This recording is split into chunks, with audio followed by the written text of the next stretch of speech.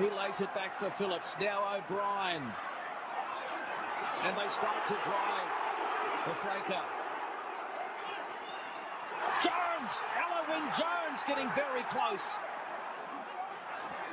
Phillips, the short ball, and they roll over, and it's a try.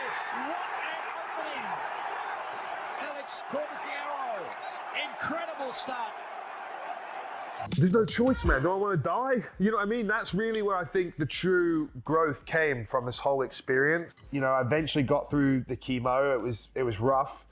I lost my hair, but I still, like, once I got over that sickness bit, I still kept training. Like, I was boxing, 3-minute rounds on the bag, like last week of chemo. Hey guys, and welcome to the Getting Back Up podcast with me, Anthony Ogogo. This episode really is a banger. It may well be my favorite episode I've ever done. Now, I've said that a few times, but I really think it is. And I'm joined by Alex Corbisiero, a friend of mine, but much more than that, he is a British rugby legend, former England player, former British and Irish Lion. He won premiership titles. This guy, honestly, his career, he did so much in his career and retired at the young age of 27. His career is riddled by injuries, and he talks all about that, his knees, his other knee, his back, so much. But also, Alex he's a double getting back upper. He goes into great detail about outside of rugby, when he retired and moved to the US to become the Gary Lineker of rugby, the face of rugby over in the US on NBC. He was diagnosed with testicular cancer. He came back to the UK for treatment. He got it again. He goes into great length and detail about that. He talked how he had anxiety, how he struggled with that. This podcast it's an amazing podcast, if I say so myself. You haven't got to be an Alex fan, although after this you can't not be, I'm sure. You haven't got to be a rugby fan or even a sporting fan to enjoy this podcast. This is just one guy with such belief, such zest for life that refuses to give up and always gets back up time and time again. So I'm not going to ruin it anymore. I want you guys to get into it. You're going to love it. I'm sure you're going to enjoy it. So without further ado, let's get stuck in.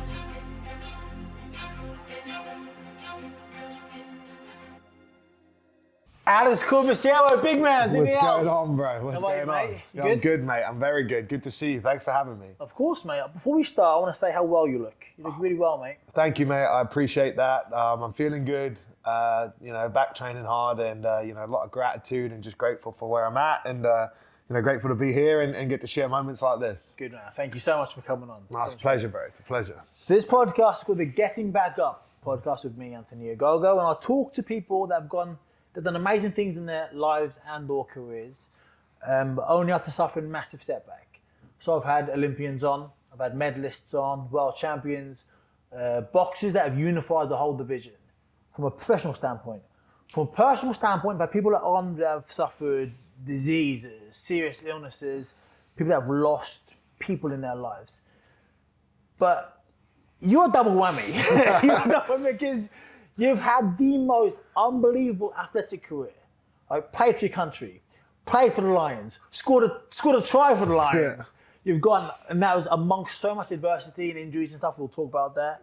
You've got this amazing media career. You are the face of rugby in the US. Like the face of rugby in the US. Don't know, Sal. That's a huge thing. I'll take it. And you've done some amazing stuff as a professional man. And personally, mate, we're going to talk about it, but you've gone through some of the hardest times one can ever imagine. And the fact that you're here, and you're smiling, and you're corpse, and you're, oh, mate, I'm so fucking proud of you, man. I really am. You always got to smile, mate. I think, perspective is key, presence is real, and, I've had some amazing highs, and then I've also been really unlucky with some lows, but that's life. And I think, adversity, like, not to quote, I love quoting Conor McGregor, but, don't run from adversity. It's where you grow. And I do feel like a lot of the adversity I have faced in my life, like the silver lining has been a lot of positive growth from it. And I'm a better person. I'm a badder motherfucker now. If I'm allowed to swear or not. But do what you want. Yeah, like it's helped me mentally, physically, in a lot of things, and just giving me a sense of gratitude in life that, it's hard to take away. My brain may hijack me every now and again, but when I get my bearings back, I remind myself, how grateful I am for where I am. How grateful you are and how great you are. Oh, thank you. Honestly, mate, I'll you're a fucking hero in the truest sense of the word, and I mean that from the bottom of my heart. And for those that don't know about your story, I'm so keen to get into your story and people to learn from you and learn the depths that you've been through and the hell you've been through, and you're still here. August 1988. A young Alex Corbisiero was born in New York City, America. Yep, little Virgo was born, on the 30th of August there. And yeah, that's me, mate. Like, a lot of people, until they know me, don't quite realize like how half and half English and American I am, obviously, because I grew up. So I'm born in New York. My dad's Italian American. I live, 4 streets over from my grandparents, big Italian American family. But my mum's English. And when I was 4.5, almost 5, we moved back to London, and that's why you see me with a bit of the Queen's English, or King's English, I should say now. But you've got that little crescendo. But that Americanness in me, I can't help it. And I've lived there now for 6-7 years, but it's just a huge part of who I am and my identity. And I was very fortunate that when I came over to England, I had great parents, mate, and I'm really lucky for them. And I came in the middle of the school year, didn't have a lot of friends or know anyone. And so some of my dad's friends at work, my dad was in banking, said, why don't you take him down to the local rugby club? From age 5, my dad started taking me down. He could have a beer with the dad, socialize. I would just run around in the mud, having fun. And, I played from that day on pretty much every weekend, minus maybe the summer months, till I was 27, 28, and fell in love with the game, made lifelong friends, played that same team till I was like 13. KCS Old Boys, until we kind of ran out of numbers, and then the core of us migrated to London Scottish, and then eventually Cobham, which is where I ended up moving out to. So played my last bit of club rugby there before I got more serious with, London Irish and the academy there, and then getting into England setups and going full time. But it makes me who I am. Like, a lot of people don't know, but I went to an American high school in England. So I went to ACS Cobham International, which is like, I did American certifications, because my dream was always to go to uni in America and go there. And so, and my dad, obviously an American family, like my dad went to a Ivy League school, like university's a big deal there. And so, I was sort of working that plan out, and I'd managed to get accepted or verbally accepted to UC Berkeley to play. Fancy one. Yeah, they're probably the top rugby school in America, and they're one of the few that like give not scholarships but leeway into getting into the school. It's one of the hardest schools to get into in America, so it was an amazing opportunity. And so initially I had that place lined up, and rugby really kicked on my last year at school. Like, until I was 16, 17, I'd never lifted weights. I was probably about 5'8", and then all of a sudden I went to like 6'1.5", 6'2", started lifting weights. Then all of a sudden rugby really started to kick on for me. I can't imagine the skinny corpse. Bro, I wasn't skinny, mate. I wasn't skinny, bro. I was 5'8" and about 123 kegs. I was thick, American chunk through and through. Like, if anything, part of my overweightness was what holding me back a bit too. But as I grew taller, started lifting weights, it all just kind of fell into place for me. Before we go into that, I want to go back to your first 5 years of your life in America. How much do you remember of that?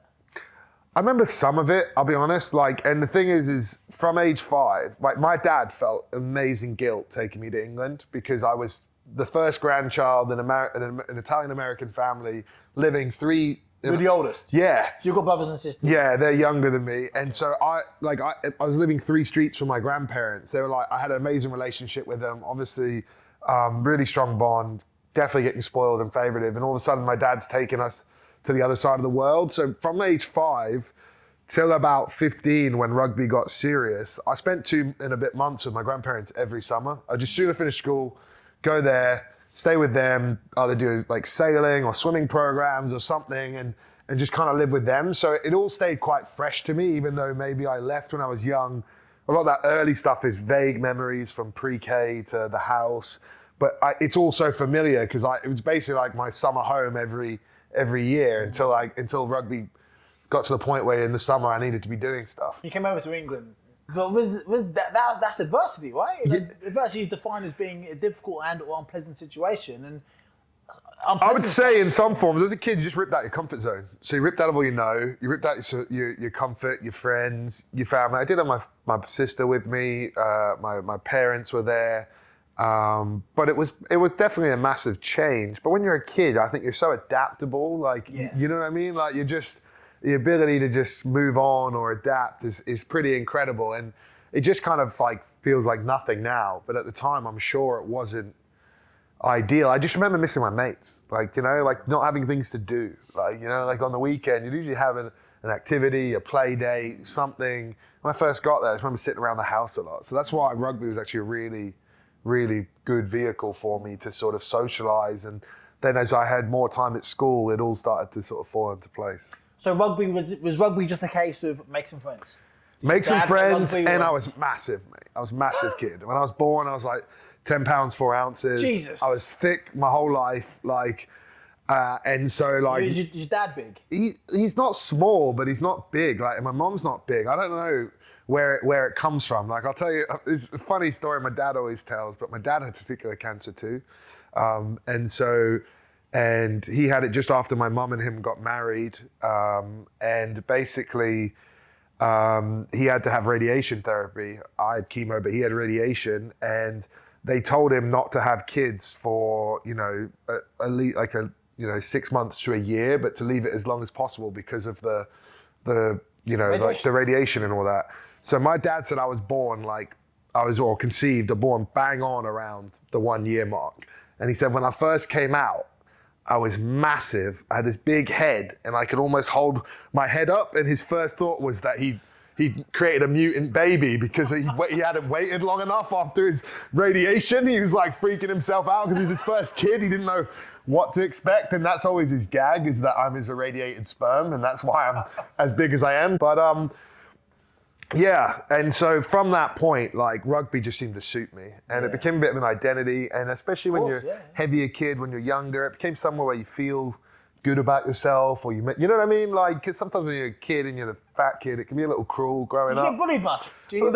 A little bit. Not in my first schools, chubby, but yeah, I was chubby, mate. I was chubby. But when I went to, when I was like 11, I went to Reed. So you're like 11, but there's kids up to 18 and on the bus. And yeah, I used to get bullied, not bullied, but just made fun of a little, like wide kid, like all these little chats. And the other thing is it just affects you too with like girls and stuff. It sucks. Like, you know what I mean? Like, as you're trying to grow up and it's something, so rugby was like a good sort of crutch for that, I think, growing up, and gave me something to lean on, focus on, and made me feel good about myself because I was pretty good at it or reasonably successful at it, even though maybe like when you go to school, you're not, you know, one of the cool kids in the same factors, if that makes sense. When you mentioned about you were good at it, when did you know or think you could be good at it? Like good, do you know what I mean? See, weirdly, like, I always backed myself, like, because I did feel like I was quite good from maybe about 13, 14, but I was just getting no love on the higher level honours. Like, I remember going to, like, Surrey under 16s, which was like a really big point for kids at the time, because if you make county, then you play in the county games, you have a shot for divisionals, and then you have a shot for England 16. But if you don't make that, you're screwed. Surrey has a lot of good rugby schools in it. And I remember going to that tryout, and I just, like, we did warm-up drills, and then we played a game of 15 on 15 touch. There was 2 games going on.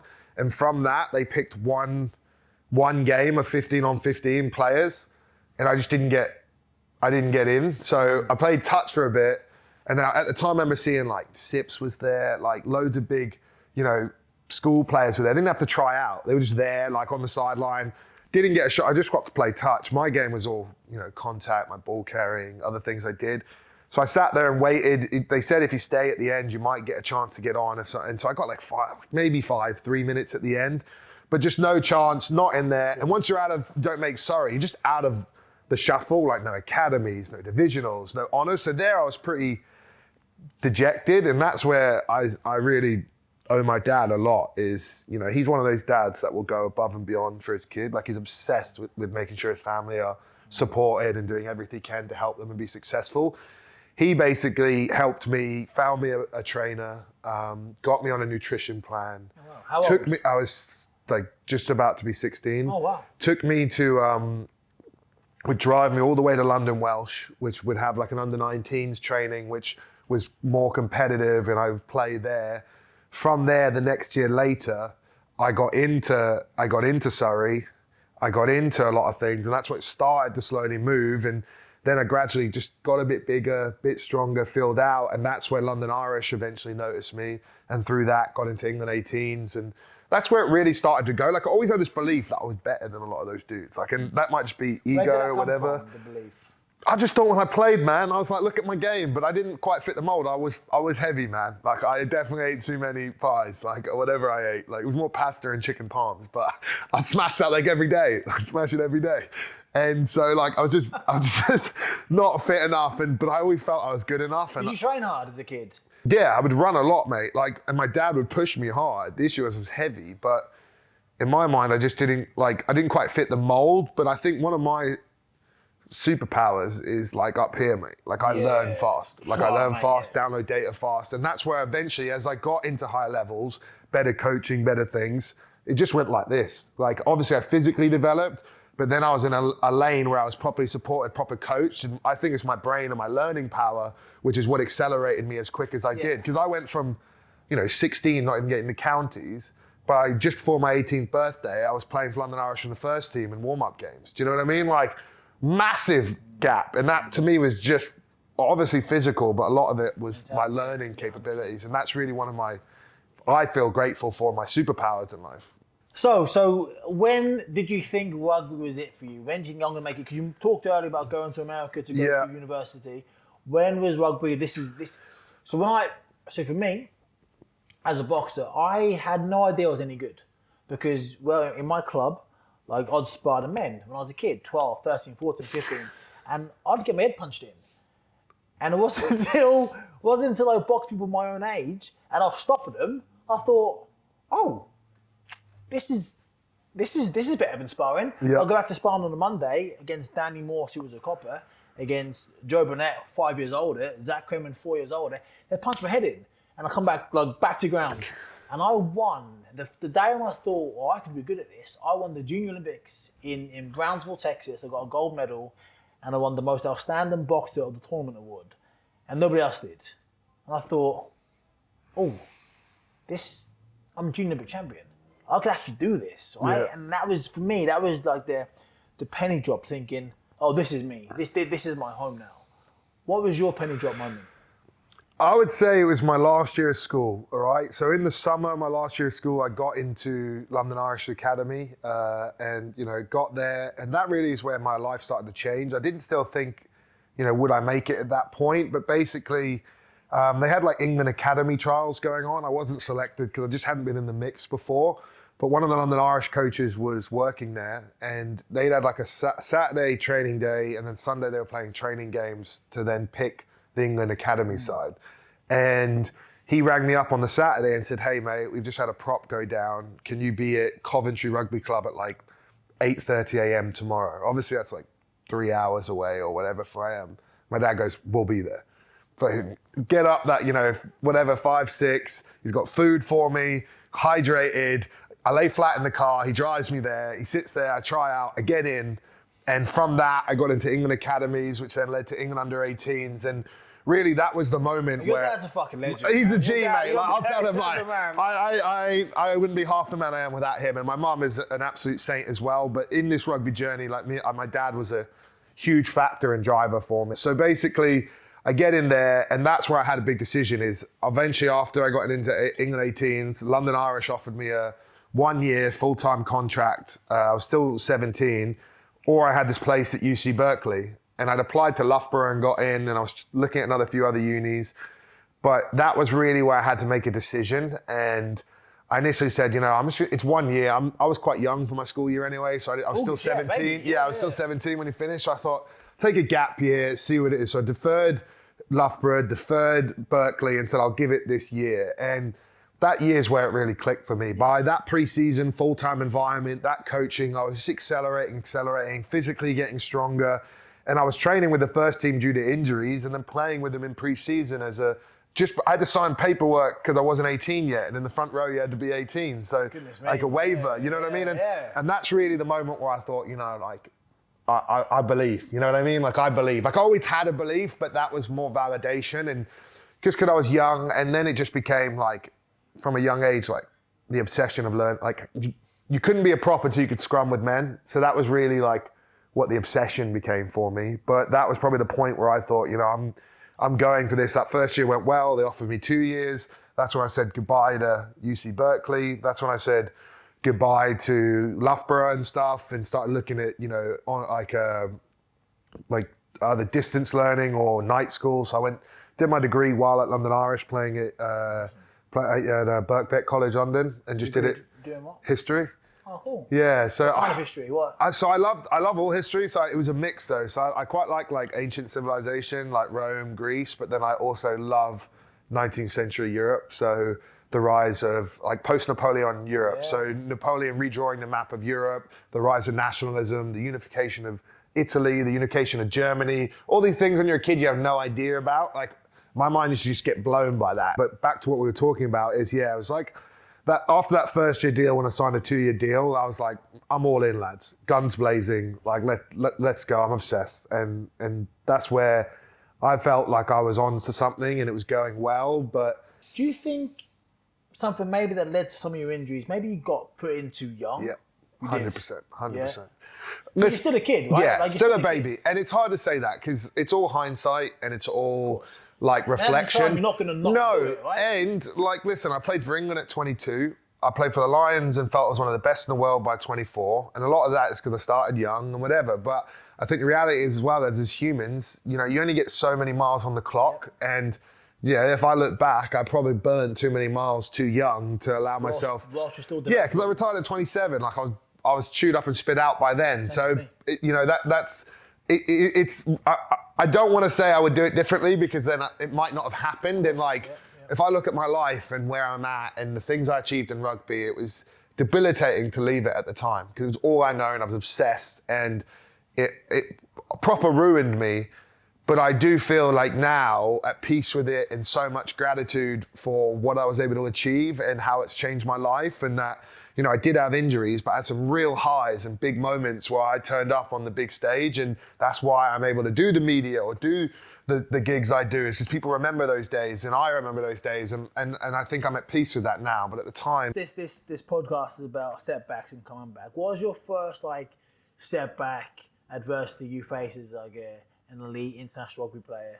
Be it injury, being left out of a team or squad. Well, I'll be honest. Like that moment against Ireland, like, it changed me. Like, it was tough, and obviously you just feel very deflated, and there was a lot of adversity, but I just think it wasn't like, I didn't do it consciously, but I grew so much from that. Like, I became obsessed. By the next year when we played Ireland, me, Dylan, and Dan Cole took on the same front row at Twickenham, and we battered them. Mm-hmm. Like, it's on YouTube, England Scrum, man shame, the Irish Scrum. And it's 12 minutes of just them getting mauled. And you're still 23, Scrum you're up. a baby. Yeah, I'm a baby. And that, you know what I mean? Like that, and I'd had the Adam Jones lesson, that Six Nations, which made me even better. And that's when I started to feel like I was one of the best. Like that moment, like it was starting to click. You learned from your losses. Yeah, and then that's when injury really started to strike me a bit, is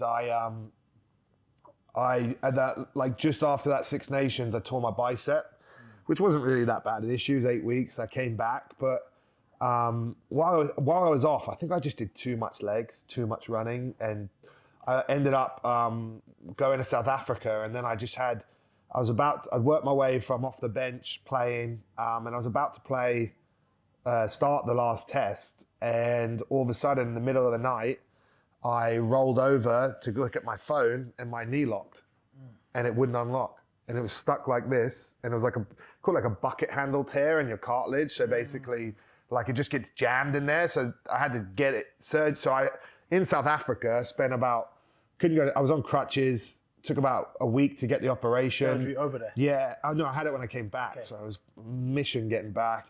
Finally got the operation, got it looked at. And that was a 4.5 month recovery. And while I was there, they decided to do my other knee because it had some wear and tear. So I I had double knee braces where this one could only partial Stone weight. Cold. Yeah, partial weight bear, and this one could only not weight bear for 8 weeks. So I was like, and then finally pushed back to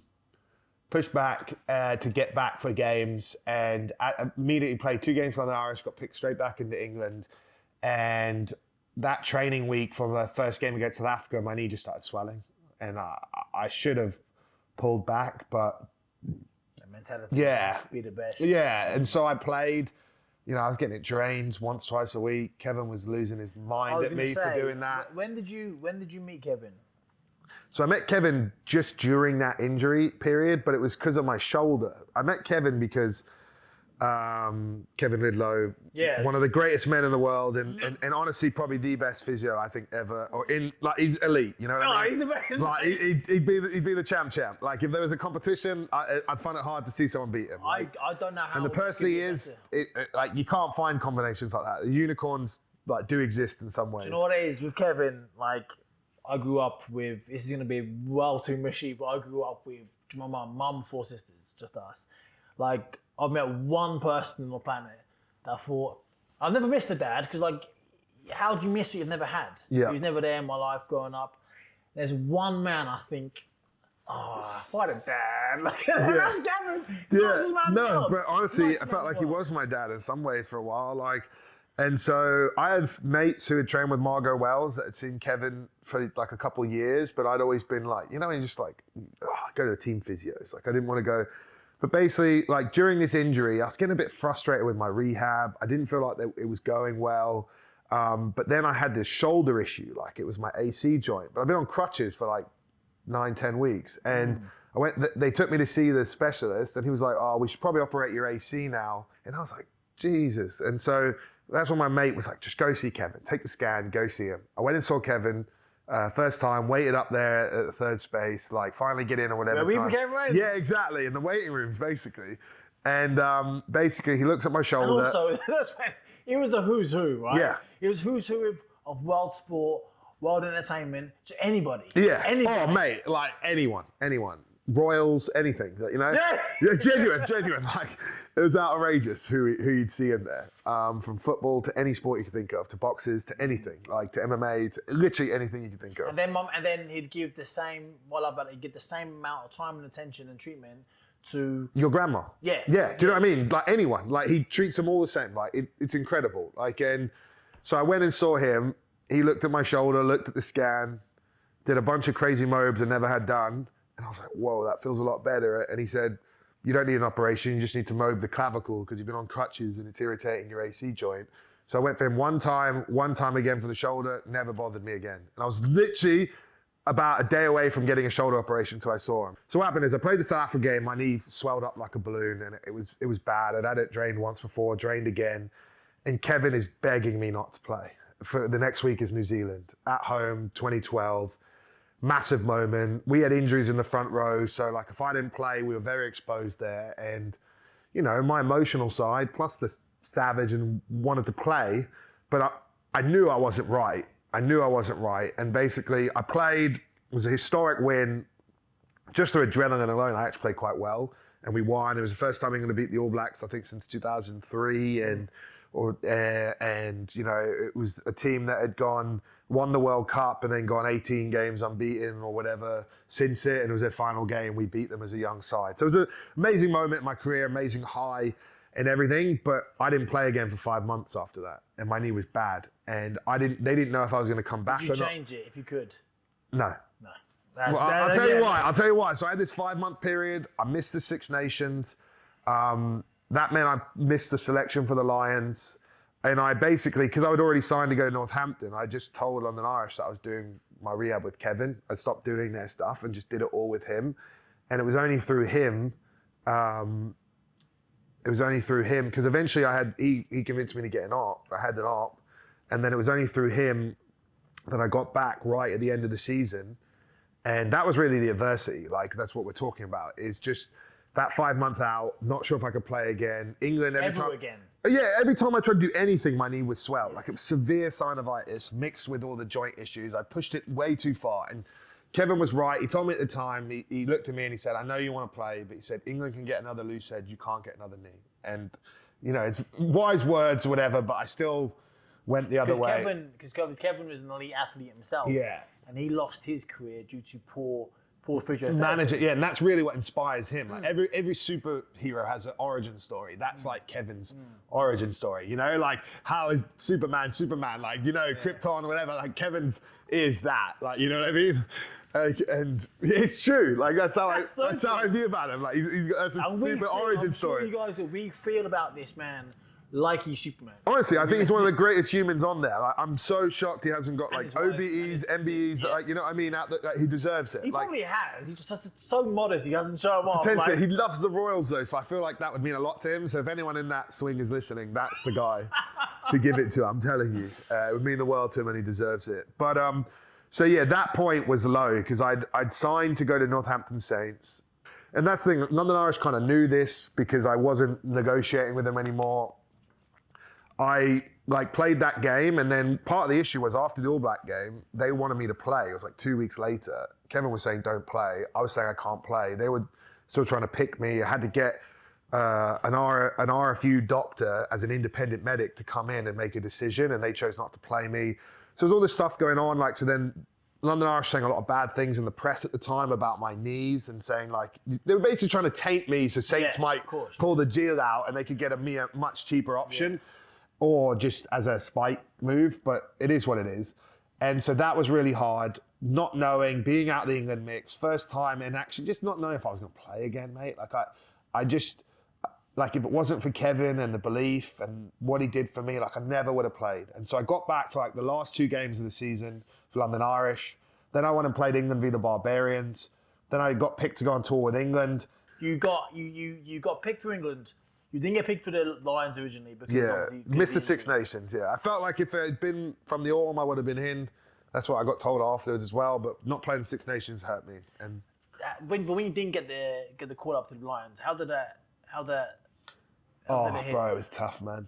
It was tough. I remember watching it live on Sky Sports News or whatever it was. Did you hope you would be? Yeah, I was hoping. You hoped you would, even though you hadn't played much. Yeah, only because Wig was Roundtree, one of the coaches, and he knew me, he knew what I was capable of. So I felt like we had a good bond, and he knew if there's bullets flying at that time, I was the guy who wanted in the one shirt. You know what I mean? Mako, Marla, they hadn't quite got to that level yet. They did eventually, but I was at the time that was my spot. And so missing that, I remember they announced it one by one, and I was sitting in the lunch hall kind of thing for London Irish with all the other players, and it was just, I didn't expect, I kind of knew it was going to happen, but it was hard to actually let it go because it's such a big thing for me. And also, as athletes, we've all got egos. We all think we're the best, right? Yeah. And like you said, you were one of the best in the world at this point, and you were young, and you were hungry, and you were dynamic. Of course you're going to think you're going to get picked. I know. And it was weird though, because Kevin kept telling me, don't rush.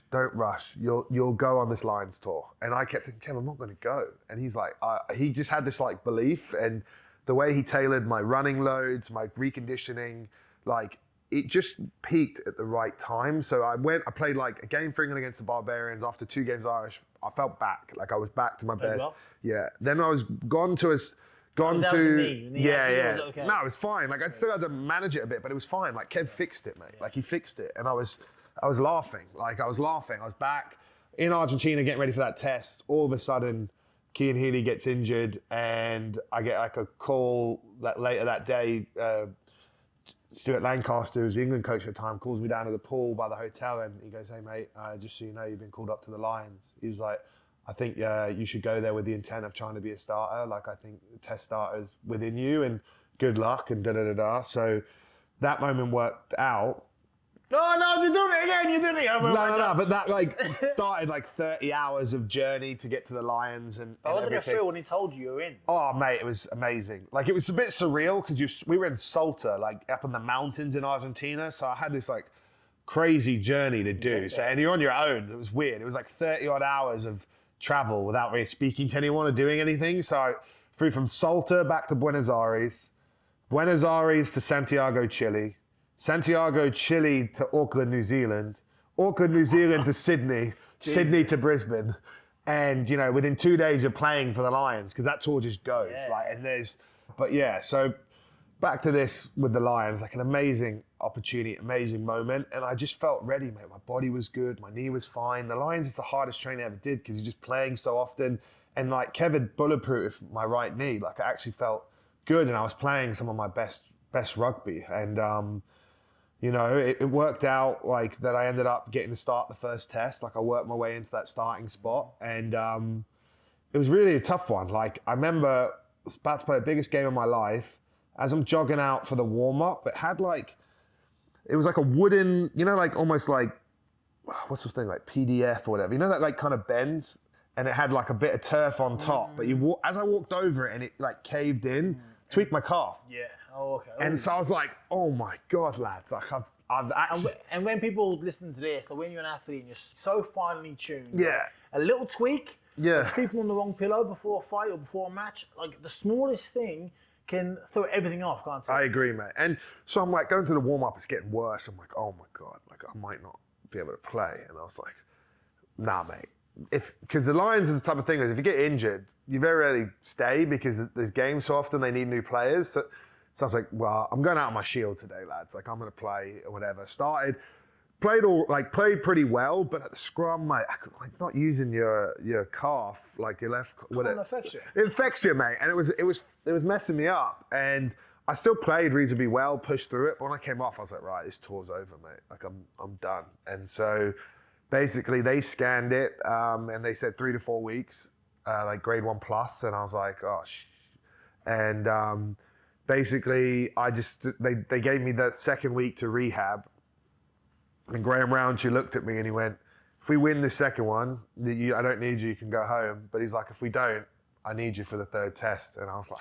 That must have felt unbelievable, having that trust by your coach. Yeah. And so basically, you know, that I hadn't run till like the end of that week and it wasn't feeling great. I didn't think I was gonna be able to play, I'll be honest. Like I was like, I'm gonna give it a go. But my mind was, Kevin kept telling me I'd be fine, giving me like stretches, neural stuff to do. I had full-time, but I had full-time physio with the Lions. Phil Pask, who's a great physio, really worked hard with me on my calf too. And those, like the combined effort, like, mate, I didn't even train until the Thursday before the game. Like I'd done some running on the Tuesday, but the Thursday was like my first session. I still wasn't sure. I just had it strapped so much. And it was kind of like, it wasn't feeling great, but it wasn't getting worse. So I could kind of like deal with it. Do you know what I mean? It wouldn't feel like it was ripping or getting like the tear was getting bigger or anything. So anyway, like get to that Friday and it's like the biggest, what is it? No, I get to the Saturday, the day of the game. And basically Gats had decided to, because the stadium's like with traffic was like an hour and a half plus away, just because it's the Olympic Stadium's outside of Sydney. He basically said to me, they basically decided to bus us to a new hotel that was on the site of the stadium. And then we do our meal, stretch, pre-act, and then we go to the stadium. So we're about to have breakfast, or we're about to travel. And what happened in the second test that I'd watched is like Australia had just done us over a bit, the scrum. Like kind of cheated a bit, but they got penalties and they won the game with like a penalty kick. And it was the scrum that lost. Like if we'd had a good scrum, we would have already won the series. And so he basically, we're at breakfast, we go to the water to get a drink and I see Warren Gatland there, who's the head coach. And he just looks at me and he goes, we get that prick for me today, which was, you know, sorry, Ben Alexander at the time was that prick. A great bloke, Aussie prop, but, and I said, I'll get him for you, mate. And it was one of those days where I still didn't know if my calf was going to hold up or not. Like I hadn't done a real scrum. There was so much. And we got to the hotel and we had about 4 or 5 hours to kill there. And it was just madness because the Lions fans were around the stadium. They knew we were there. It was like 4 hours of just hearing Lions, Lions. Like they were just outside chanting. You know what I mean? So you're like trying to relax before the big game. I had a lot on my plate. There's a lot of other things going on. You know, Brian O'Driscoll had been dropped for like the first time ever. Like there's all these things going on. But, you know, that game came. It felt like the longest day ever because I think it was like a 9:30 or 10 p.m. kickoff because I wanted it to work with morning back in England or the UK. And you know what? I ended up having one of the best games of my life, if not my best game. And, you know, it was on the biggest stage and Ben Alexander, after the third or fourth scrum, he'd been pinged every time against me, got a yellow card, and, he didn't come back on. And that's a sign of like, it's not your day, you know what I mean? And so like it was one of those days, but I scored in the first minute, but I don't even give a shit about the try, mate. Everyone remembers the try. I remember like 70 odd minutes of like flawless world-class set piece. Like in a game where it all matters, we've been tooled up the week before a bit, same pretty much front row bar me, same packs bar me. It's raining bombs on them all day. It swung the game in our favor. I had like a good game, like defensively, carried well, did a lot of involvements, but like I scored a try, my set piece with money. Like it's one of my most complete games, and it's on the biggest stage I ever had. And best moment as a rugby player? Yeah, I'd say so, definitely. And then I remember just as the game ended, locking eyes with Gatlin, and he looked at me and just had this massive hug. He was like, "You go on." I was like, "I told you, mate." We had this big hug, and Lee Halfpenny got man of the match that game because he was incredible, kicked all his goals, like had an amazing game. But Gats in the press afterwards says that I was his man of the match, and I always took that as like, like at the time I took it in validation as I was one of the best, and it was a huge moment for me. But really now on reflection, I just take that as like the greatest moment of my sporting career, and I sleep easy knowing that when the lights were on and it was the big dance, like I brought it, and it worked, and I'm able, like have this watch, I have this next to my name for the Lions Series winner for the rest of my life. Like it means a lot. Like before we were about to go out for the game, Alan Wynne-Jones was the captain, and he basically goes, you have like, I think it's on the video, whatever, but he's like, you have a choice now. He's like, you have a choice. You can just wear this jersey for today, or you can turn up, bring it, and you'll wear it for the rest of your life. You'll always have that as a Lions Series winner. He's like, I've wanted it my whole career. You'll always have it. They hadn't won one since 97 or whatever, 16 years, kept being the mantra, like 16 long years, da-da-da-da. And, like, he's right, mate. Like, it sticks with me now. Like, I feel so grateful for that, to say I'm a Lions Series winner, to play with some of the legends I got to play with. Like, as a kid, Johnny Wilkinson was my hero. I went to the 2011 World Cup, like squeezed in there. I got to play with Johnny Wilkinson. Do you know what I mean? Then on this Lions tour, I got to play with Brian O'Driscoll, Paul O'Connell, like legends like Sexton, Sam Warburton, Tommy Bowe, obviously Owen Farrell's, a lot of guys, Courtney Laws, there's a lot of guys that you got to play with, but it was just an amazing achievement moment. And, if it wasn't for Kev, mate, I wouldn't even been there. Do you know what I mean? Like, and your work ethic. And the belief, but it was him, man. Big Rick. Oh, and all my crew and my support staff, like my parents were incredible. Like everyone, like I'm very lucky. My partner at the time was incredibly supportive. It was all team effort, and so that was the last time where I felt like that person. Do you know what I mean? Now you start. Now we start to get to the decline. So talk to me. I want to get onto the post-rugby career as well, because that's an amazing story in itself. But like, when did you know? I remember seeing you 2014, 2015. We spent a lot of time together in Kevin's waiting room, and you were in fucking pain, man. Yeah, man. We'd talk wrestling together. We both loved wrestling. Yeah. And we'd smile, but you'd be smiling. I could see the pain in your eyes. Bro, so what happened was so that summer I did the Lions, and then I'd signed at Northampton Saints on a good money contract as their starter, England, British Lion. And basically they asked if we would come back for pre-season, me and George North, after 3 weeks, which was a short one after the tour, but because I've been injured most of the year, I thought, all right, I'll do it. Hindsight, I should have taken more time off. Then got kind of fast-tracked into training straight away, didn't really recondition, and all of a sudden, my left knee started to flare up. Not my bad one that had been bothering me before, but my left knee started to flare up a little bit, and I was aware of it, but I was kind of like, I felt too much pressure to pull out because I had a lot riding on it, and it was kind of an environment where like you sucked it up and got on with it. And so we go to play the first game of pre-season in Dublin against Leinster. I look in the crowd, all the guys who I played the Lions with haven't even started training yet, where I'm playing a game, and I'm like, what am I doing here? About 15 minutes in, as I'm like picking up from a ruck, someone grabs my foot, I land on this leg funny, and I hear it like crack or something I'd never felt before. All of a sudden I had immense pain, a lot of stuff going on, and basically I think they don't really know exactly what I did, but I think I cracked part of my tibia, and it then allowed my tib fib to become hypermobile because like the bone wasn't quite sitting where it was, and it was causing this immense shooting pain.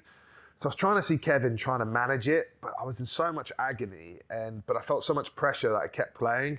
All of a sudden, then that knee injury turns into I got another knee injury, kind of just because I probably was limping around and not whatever, playing in France in the Champions Cup.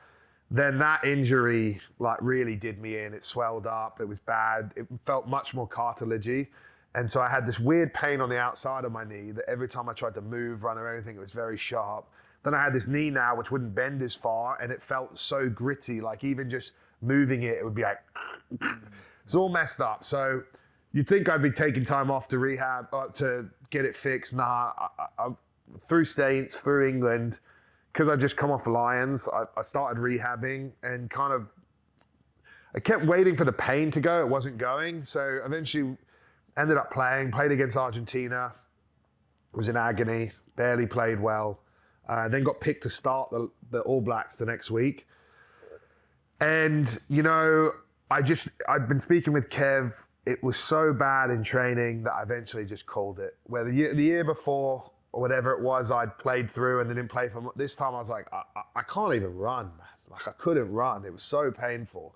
So decided to have the operation. And I remember like, you know, waking up and just realized like my operation wasn't that late in the day and it was like nighttime or whatever.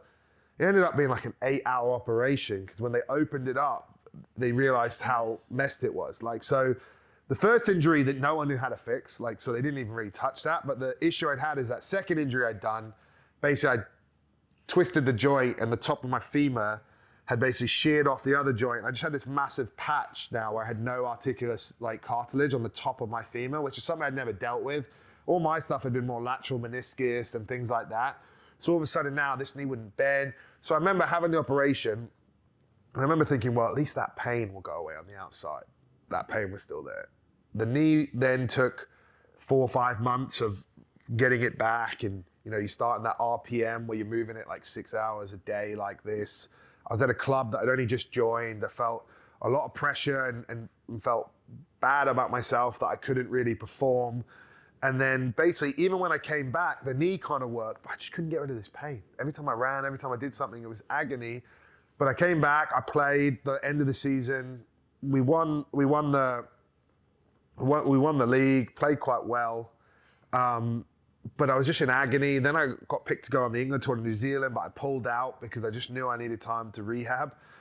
But I just couldn't get the pain to go away. And that meant I couldn't train as much. I wasn't as fit. I wasn't getting any better. I couldn't be the guy I wanted to be. And it began this another 1.5 years so decline where I was kind of playing, but never back to my best, but still because of my name and reputation, staying in England teams and camps, even though I probably shouldn't have been based on my performances. But, you know, the coaches had backed me and whatever. And it basically all came to a head in the 2015 World Cup camp where that had been my dream. Like that home World Cup, the Lannister era had been 4 years building to that. And it's all I wanted was to be there, to be an England shirt on those games. And gradually it was just becoming more and more apparent to me that I couldn't keep up. Like I was pushing myself through. I was seeing Kev like 3-4 times a week, doing everything I could, but my body was fucked up, man. And what was happening is now, because certain things were out of whack, I was just getting niggles everywhere because everything was overcompensating. Then what happened was I got sciatica because I was limping around. So then this knee then flared up because the sciatica that wasn't flying. So then all of a sudden this knee was back to how it was in 2012, where it would swell whenever I do anything. So I had one knee swollen, this knee that wouldn't bend with a lot of pain. I still managed to play one World Cup warm-up game for England and played off the bench 20 minutes. Didn't go great. That was my last game for England. That was my last game of rugby. After that, I went back to Saints and I was just done, mate. Like mentally, I'd given everything I had for that to be in that World Cup. I pushed through so many injuries. I felt so much like resentment to physios or mismanagement, but a lot of it came down to myself, man. I wasn't mature enough to pull myself back at the times or make the decisions, and now I had to live with the consequences, and made me miserable. I just like my whole life changed. Like anxiety was running wild. I didn't even know what anxiety was at the time. I had no self-awareness of how my brain works, all this stuff. It was just a perfect storm of like mental and physical fatigue. And it got to the point where eventually I had to get this knee opt because it kept swelling. It was just a clear out, but I needed it like a reset basically. Just to live. Just to try and, yeah. And so when I did that, I came back into Saints and they told me, hey mate, we're actually going to terminate your contract now. So I got paid the last 6 months, but didn't have to play. And that's kind of where I stopped. I told everyone at the time it was a sabbatical because I wasn't 100% sure if I was done or not. And like, I didn't know if this would get better or what it would do. And so I initially, I started working I was working at like a startup thing for a bit, like random job in London, this like tech company that ended up going down in a ball of flames. Like the thing ran out of money, all these things happen. Mate, and we're not, as athletes, got to transition into real life. We're not taught this stuff. No. We don't think it's ever going to end. But randomly, this guy from Premiership Rugby used to work for WWE. And when I do all the press for WWE, we'd always chat. But now he worked for Premiership Rugby, so we had a bit of relationship. And he rang me and he said, hey, mate, we're trying to pitch our rights to NBC in America, Premiership Rugby. But they need a talent or someone who can do the shows, who doesn't mind being based in New York for 8-9 months of the year. Would you mind if they included you in the pitch? And I was like, yeah, why not? Like, include me, whatever. Next thing you know, that deal starts getting signed and NBC guys come over to watch a game of rugby, to see how Premiership Rugby, BT are producing it, all this stuff. And they asked to take me out for dinner, they take me to Gaucho. Nice. Yeah, it was nice, mate. Had a nice meal, they courted me.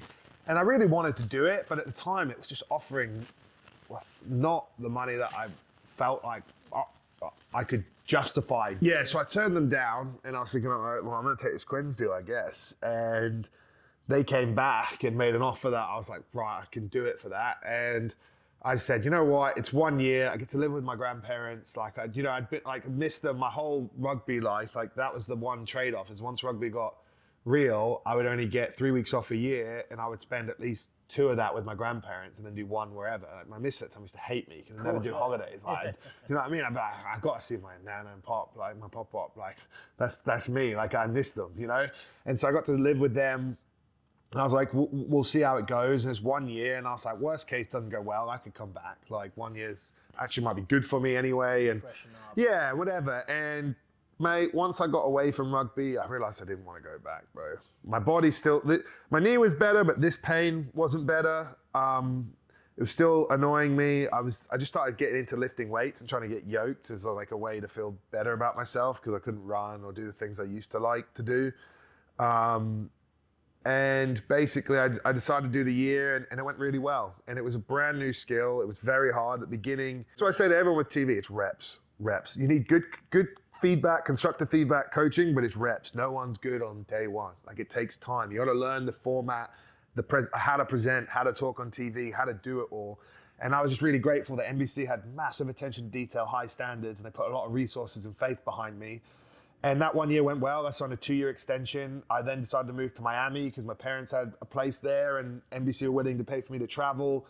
And then I would, spend the weekends with my grandparents, go to the shows, go back down. And I just realized I didn't want to go back. I loved being in America and having and what's the right word? Like being anonymous, like no one knowing who you were. Back in the UK, you couldn't really do anything. I'd never been to uni. I'd been, full-time professional since 17.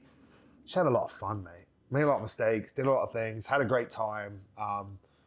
Started to become a bit more self-aware and understand myself, but probably was still just burying the trauma of the rugby and stuff, like not really addressing it. What happened? When did the trauma kind of like bite you in the ass? Like 2018. I don't want to go into like too much all the details, but I made some bad relationship decisions. I was getting involved with, I don't know, I was making bad decisions, mate. Yeah, and like I all of a sudden had this bit of a breakdown, anxiety attack, started to rage. And that's when I started going back to therapy. So you talk about that, mate. I genuinely, when people say they struggle with anxiety, I was the least anxious person in the world. And 2021, I had a panic attack. Yeah.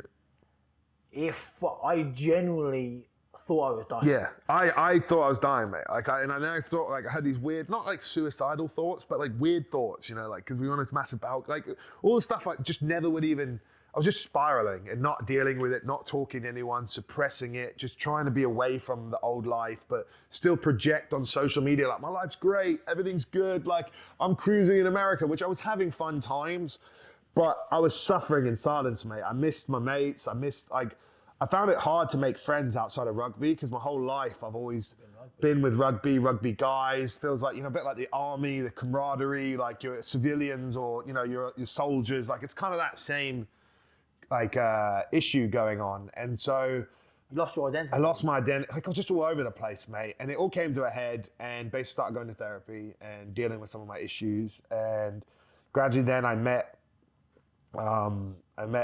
ended up in a long-term relationship with someone who's actually a really good influence on me too. And very logical, very, that we're yin and yang a bit, and it was good to have that balance. And they were very good at just, calling out my BS, which is what I hadn't had for a few years, as well as not like faced or addressed a lot of the issues. And my wife says to me, sometimes she says to me, you put yes men around you.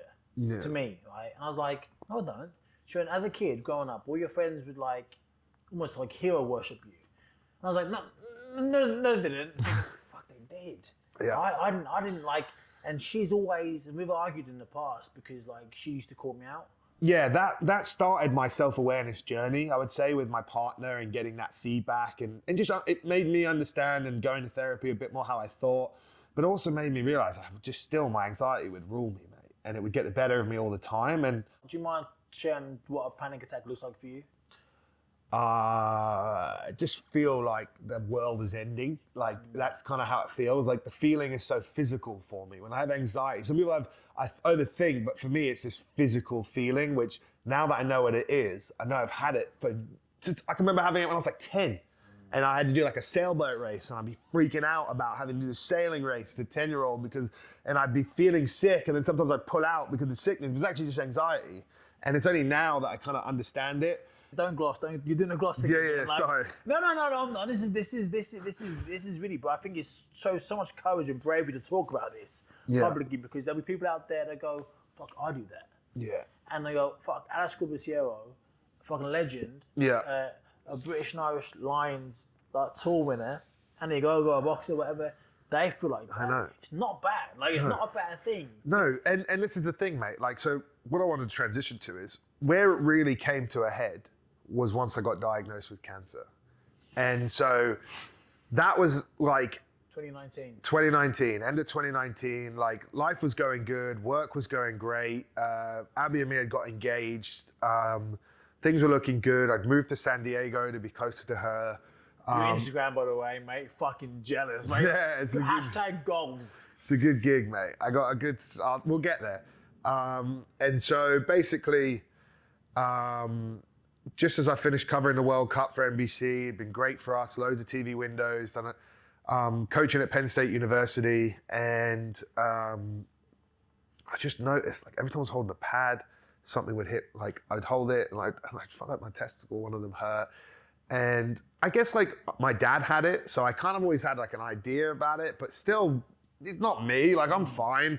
So then I end up booking in with the urologist, get back to San Diego, my bro was visiting, had like the doctor appointment at like 9 a.m. and we were gonna do like a 10:30 jiu-jitsu class. So he's waiting outside, I go in, and the doctor looks at it and he goes, what do you think it is? And he goes, I'm just worried it could be testicular cancer. And he looks at me and goes, I'm telling you now, you've got it. And I was like, he's like, I can just feel it. I just want you to know that's definitely testicular cancer. And I was like, oh. He's like, now we need to scan you to see if it's spread or. What, like the dread? What was it like? I was just in shock, mate. Like it seemed surreal. I was just like, I don't want to die. Like, what do I need to do? And he's like, very few people die from this. Like it's, it depends on, we're gonna find out if it's spread and then we'll know more. And so had to wait like 3 hours to get a CT. So I was just freaking out in that 3-hour period. Like anxiety's raging. You're just sitting there overthinking. Did you tell anybody in that 3 hours? Yeah, I called my Abby, my partner, and she came from like her training straight there and was waiting with me. I did the scan. Luckily, they said it hadn't spread. So the issue was, like, man, I had healthcare in America, but it wasn't very good healthcare. And like, bro, it's ruthless there. Like, I'd spent in that one day getting diagnosed, my bill was like 15 grand. My insurance covered like 5 of it, and then I owed 9 grand. So had the opportunity to, if I wanted to stay in the US and do it, it would have been very expensive. And the UK, I could come back. Like, so put it this way, to get the surgery to remove the testicle, because basically you have to remove your testicle. They go through your abs, they open you up your abs, and they pull it out that way. They don't go through the sac, they go through the abdomen. And so they wanted to do that without doing the pathology. They wanted $30,000 in the US, but they said if I paid cash up front, I could do it for 15. I was like, That's so fucking weird. I know, mate. So Well, so then my dad was like, just come home. And so got it Your done. family's still in London? Yeah. And so I got it done in the UK, and I had the surgery done private, and that cost me 2.5 grand. And I had it done like quicker than they could do it in America, had it straight out. And then basically, luckily, just through the UK system, I was registered with the NHS. I could have my chemo and stuff through the NHS, and really grateful to a doctor named Ben Chalicum, who is through a good friend. He's like the top urologist in the UK, and he's honestly one of them. Like he's one of the top advisors on all these urology conditions, and he's one of the best prostate surgeons like there is in the world. And he's a big rugby fan. I knew his cousin very well. He kind of helped take over a lot of my, like getting me to Guy's Hospital, getting me through there. And so then from there, they decided to do 1 round of precautionary chemo, which was only like a week of chemo. And that was more just to make sure it wouldn't come back. The scan was showing that it didn't look like it had spread, but it was very close to spreading. So they said, let's just hit you with 1 and then you should be fine. So I had the chemo. And to be honest, mate, like I didn't react to the adversity incredibly well. Like I kind of fell back into some of the habits from rugby of like victim mentality, like getting frazzled by it all, like letting the uncontrollables affect me, which is really what was going on in rugby. Is there was all these uncontrollables I couldn't control. They made me feel like it was the end of the world. I reacted and believed like it was the end of the world. This kind of happened a little bit, same too. I was a little bit poor me, just because I've been in shock. I didn't really know what it was. I'll be honest, my partner was the best thing for me because she was keeping me grounded and holding me accountable and still fucking letting me know if I was being an idiot. Do you know what I mean? And I appreciated that. And so basically from there, had that, came back, and that's when like COVID happened and everything. So I decided to stay in America more to be with my partner during all this. And so it wasn't until like the summer where it opened up a bit more. And I was training. I was like the leanest I've been. Like I was just, because it was COVID, there wasn't much to do. I was just training every day, eating healthy. I felt like I could go rounds. You know what I mean? Like I felt good. Come back to get a scan. I come back to get checked. And initially they were just going to do bloods, and I was going to have a scan at the year mark because the chance of it coming back quick aren't that high after chemo. But I started getting this like weird abdomen pain, and I didn't know what it was. And I initially thought it was like, like it felt like almost like appendicitis, but it was on the wrong side, and I couldn't tell you what it was. And so Kevin was like, mate, just let them know, let the doctor know about this, because you never know, it could be connected. So I told Ben, and Ben and my amazing oncologist, Sarah Rudman, who I owe my life to as well, they decided to scan me just because of the region and whatever. Did the scan, and turns out that it had spread to my lymph nodes, and I had 2 enlarged lymph nodes, and the pain I was feeling is one of those lymph nodes was sitting on my psoas, and it was pushing on my psoas. So I was getting this like psoas pain. Bro, I think it's a sign of God, because I would have gone back to the US and then not had the scan until the year mark, and by then it could have been in my lungs, brain. Do you know what I mean? Like, God knows where it would have spread to. So the fact they caught it early, to me, amazing gratitude for that. But that's now where I face true adversity. The first cancer thing wasn't true adversity. It was surgery, there's unknowns and scary.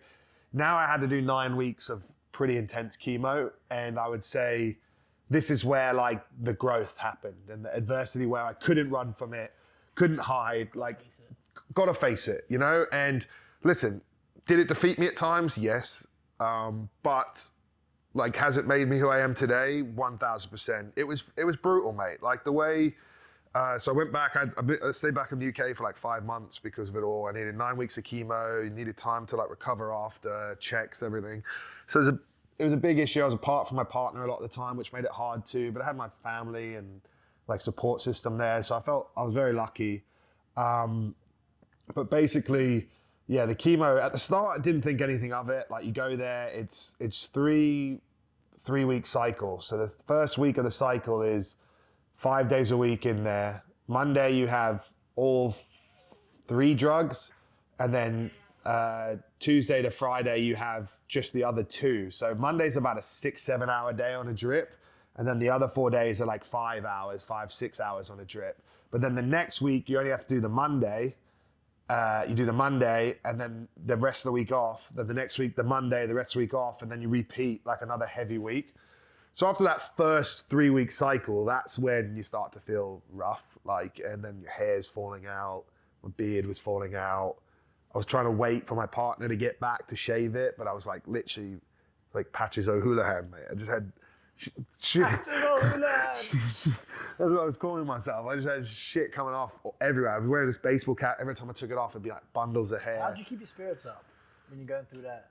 I don't know, man. I was really lucky that my bro at the time wasn't working and he was just living at the house. So I kind of had my bro with me 24/7. He was like my best friend, just to sit there and like we just watch TV or play. You know what I mean? He was just there. But I was miserable, man. Like I had a lot of, I don't know, comfort eating and different things. Like my dad was there just making some of my favorite meals. I couldn't eat, but in the second cycle, it started to get tough. Like I still tried to exercise through it a little bit, keep health like active, which I think is really important when you're going through that because you're basically poisoning yourself. So you want to keep your body as strong as possible, you know? And mentally as well, right? Yeah, and that's the thing, the drugs as well, the steroids they give you, like they make you emotional, erratic, like all this stuff, you're getting pumped all these drugs, like I wasn't doing great, but I read this book called The Power of Now, and by Eckhart Tolle, and basically it in a nutshell, what it basically points to is that all suffering is in the past or the future. So basically the power of now is the present, and basically like say if you're upset about something that's already happened, you're thinking back to the past, something you can't control, it's taking you out of the now. The other area that you can get all out of the now is by worrying about things in the future, which a lot of time are hypotheticals, haven't had it yet, you know, all these different things. And like that's really, and the epitome of the enlightenment is the ability to watch those and then bring yourself back to the now. And that opened my own mind up to a lot of the self-discovery, the growth, and really was like the catalyst for where I got to. I got really sick during that chemo. Like I ended up getting this, I just ate chicken with all my family, but I ended up getting bacteria like infection in my stomach. Everyone else was fine, but I had no immune system. Yeah. And then that then led to, and then one of the drugs I was having was giving me, it gives you like blisters in the throat. So I had these blisters in my throat and I was sick, I couldn't eat, but I didn't want to miss a Monday's chemo. So I just went, and then I was so sick. It was the only time where I really thought about tapping out, like really thought about like I don't know how I'm gonna take this. Like my mom was crying because she could just see it. It was with my throat, mate. Like I'd never felt it. Finally, they gave me something that really numbed the throat, and it was the only time I felt like, oh, I can get through this. What stops you from tapping out? There's no choice, man. Do I want to die? You know what I mean? That's really where I think the true growth came from this whole experience is like, I didn't have a choice. You know what I mean? So like the hard yards were in front of me. Like, am I going to do it or am I going to cry like a bitch? Do you know what I mean? Like, I got my head down, I got through it. And I think I just growed immensely from it. Like it opened up this new ability for me to see awareness, to understand like the power of now and the way it phrased, you know, future, past, the pain body, all these things that it talks about, it just really resonated with me, and it opened my mind and allowed me to grow and understand my growth. And, you know, I eventually got through the chemo. It was rough. You know, I lost my hair, but I still, like, once I got over that sickness bit, I still kept training. Like I was boxing, you know, 3-minute rounds on the bag, you know, like last week of chemo. Like there's videos of them on my Instagram. Like we spoke a bit during that period. We always on the buttons, texting and stuff. And I used to watch your interviews when you're on TV and your Instagram posts. And I should have said at the beginning, I didn't. You're one of the most positive people I've ever met. Yeah. Now, was that front or were you trying to front yourself?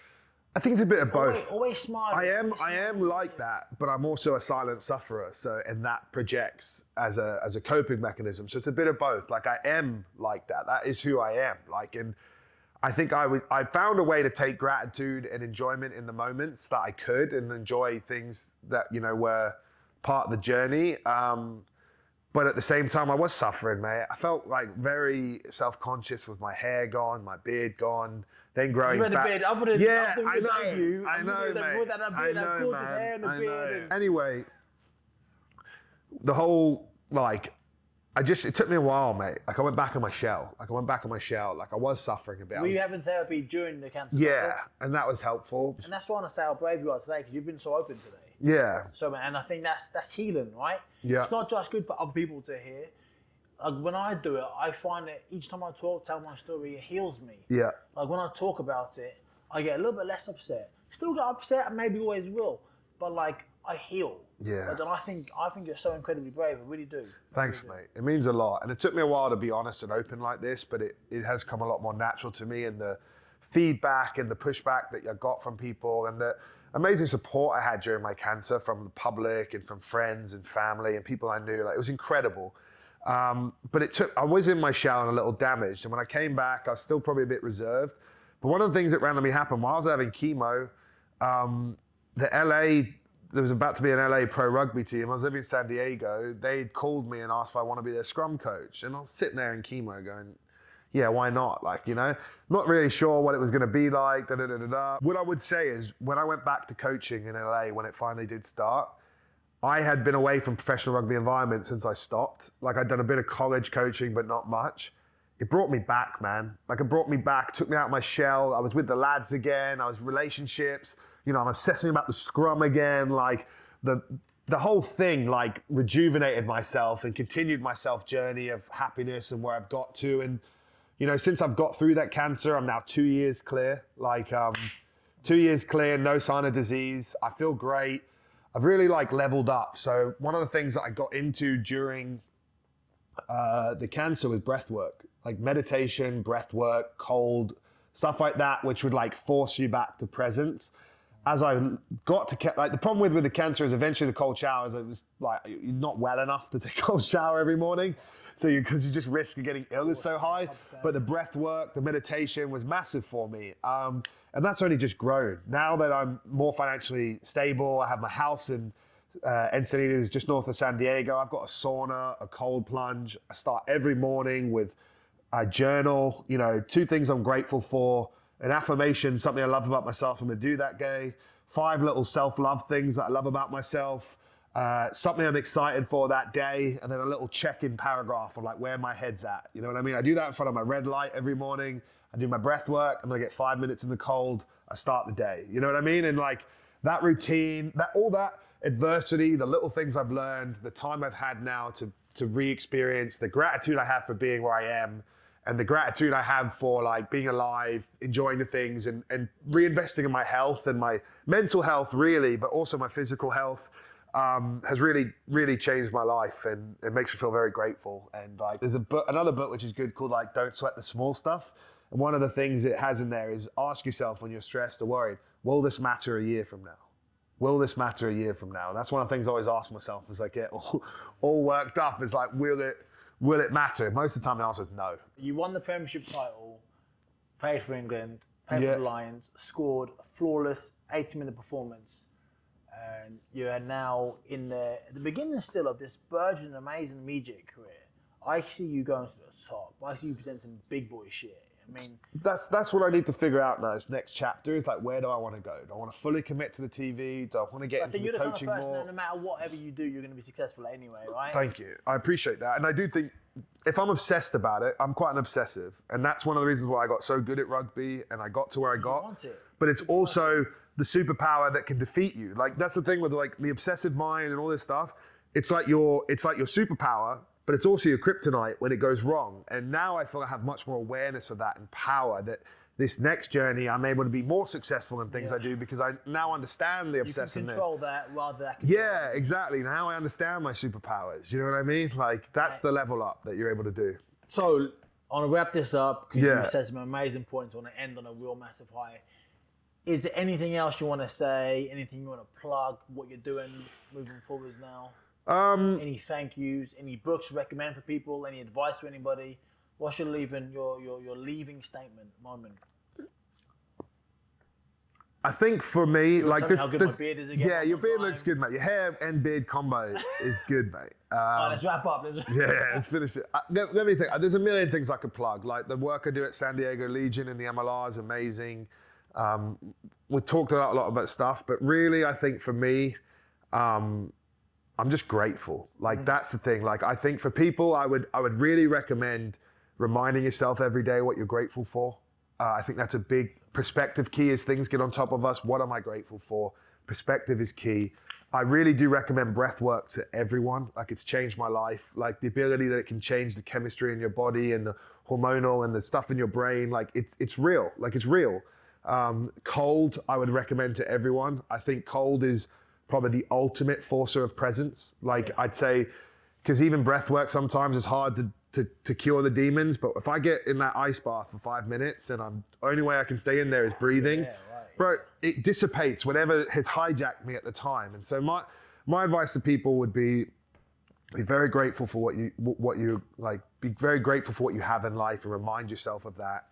Try and be present. But the true key to enlightenment or whatever is be the watcher, mate. We all have bad days, we'll all have good days. Watch it. Watch the emotions, watch the things, but don't believe it. You know what I mean? Bring yourself back to the now when it's time and ready that your body or your mind allows you.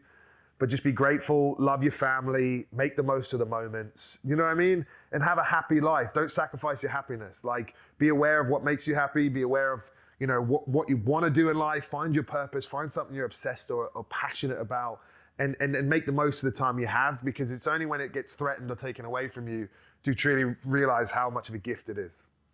Well, fucking love you, man. Love you, bro. It's been good chatting. Thanks, so mate. Good. Thanks, so bro. good. No, I appreciate it. And I honestly, like, just while we're here, like, obviously I watched your journey too, and mate, I'm watching what you had to go through, the eye and some of the stuff, and mate, how much you stuck to it until there was no way out. Like, you know, that shows of the person you are too. Do you know what I mean? That takes a certain level of resilience to go through that, and that would give me some form of perspective and gratitude with my issues I was going through. So it's been great to share a lot of that today with you and see the growth you've done as well. And we can have these conversations.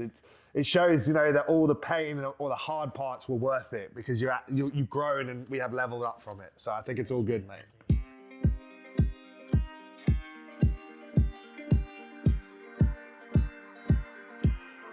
I just want to say thank you again to Alex for being so open and honest on that podcast. Like, and there's just so many bits there, so many nuggets of wisdom and inspiration that I took. I recorded that a while ago, if I'm honest. We recorded this podcast very early. It was one of the second or third podcasts I ever recorded back in 2022. And so some of it is a little bit dated in terms of, I know he's not with his then partner anymore and stuff, but his story is timeless. It's Hollywood-esque. It's suffering adversity, and it's getting back up. And I just want to thank him for being so honest and showing such humility, talking about his struggles, which, you know, as men we don't really do. As men in macho sports like rugby or boxing, we don't really do. Man, I loved when he said about, you know, he really faced adversity when the cancer came back the second time. Like, he talked about not just going through adversity, but growing through adversity. And I'm sure, I mean, I've known him for a long time, so I know Alex, but I'm sure you heard the level of maturity he spoke with at the end. You know, he's just a great guy, and he's a wonderful man, and you know, wherever he sets his mind to, he's going to succeed at. And I just really hope you enjoyed it. He talked about the breath work at the end and being present, and he, you know, this is something I'm trying to incorporate more. I've brought the breath work on Agogo Fitness, on my fitness app, so head over to agogofitness.com and sign up for a free 7-day trial. I've got a guy called Craig Seaton. He's an unbelievable breath facilitator on my app. He's got some wonderful breath work sessions. And hearing, and you know, so we recorded this 2 years ago, 2022, it's now 2024 as of recording this outro. And I wasn't there in my life at that point. And he was talking about breath work, and I was like, oh yeah, cool, sounds good. Yeah, people do that. They sit in cold baths and they do a little bit of breathing. Cool. It's not until I've gone through more stuff myself and I can now really appreciate what he's talking about. I've worked with Craig now for months, and Craig's fantastic. He's on my GoGo Fitness app, and I do his breathwork sessions, and my life has changed. And that's no hyperbole. It really has. Being present in the moment. It's mad how much your breath can just calm you down. How your breath can amp you up. Maybe you want to go and do a session, or you got to go and do something. You can use your breath to amp you up before you go and do that thing. And yeah, cool, man. Just thank you so much. And it's one of those things. Just like, you know, the parallel is like, maybe you watched a movie when you were a kid or a teenager or a young man or woman, and then you watch it 10 years later and you see things you didn't see before. That's because you go through things in life that you couldn't really appreciate at the time. And yeah, listening to this podcast 2 years after recording it, like I learned so much more as I've gone through things myself more. And yeah, Alex, man, just you're a hero, mate. You really are, you know. And we were in communication all the time when he was losing his hair, when he was going through his chemo. And I mentioned it on the podcast, how positive he was always, how much he was smiling through it. He's always posting pictures of him smiling with no hair, you know, going through his chemo. And that just exudes